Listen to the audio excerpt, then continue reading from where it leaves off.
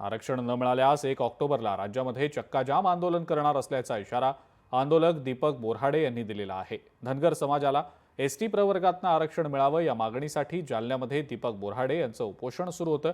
आज त्यांच्या उपोषणाचा 9वा दिवस आहे आणि याच संदर्भात दीपक बोऱ्हाडे यांच्यासोबत आमचे प्रतिनिधी सुधाकर जाधव यांनी संवाद साधला। आपण पाहूया। आपल्यासोबत थेट आंदोलक दीपक बोऱ्हाडे आहेत। भाऊ, काय सांगाल? काल तुम्ही सरकारला अल्टिमेटम दिलाय, तुम्ही सरकारला इशारा दिलाय, हा तुमचा इशारा काय आहे नेमकं सरकारला?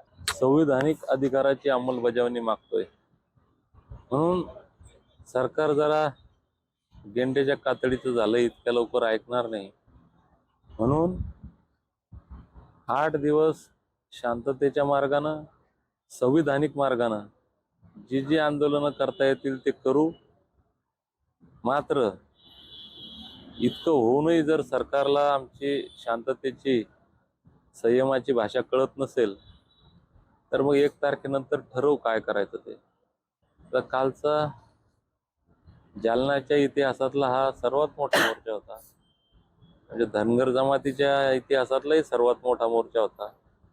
आता सरकारने समजून घेतलं पाहिजे बंजारा समाजाची मागणी, याच्या विरोधात आदिवासी समाज देखील मुंबईत जाऊन आंदोलन करतोय, आक्रमक झालाय। त्यांची मागणी आहे बंजारा समाजाला आणि धनगर समाजाला एसटीत समाविष्ट करू नये। आता सरकार समोर हा मोठा पेच आहे ना? सरकार समोर अजिबात पेच नाही। लोकशाही मराठी ऐका, पहा, जागरूक रहा।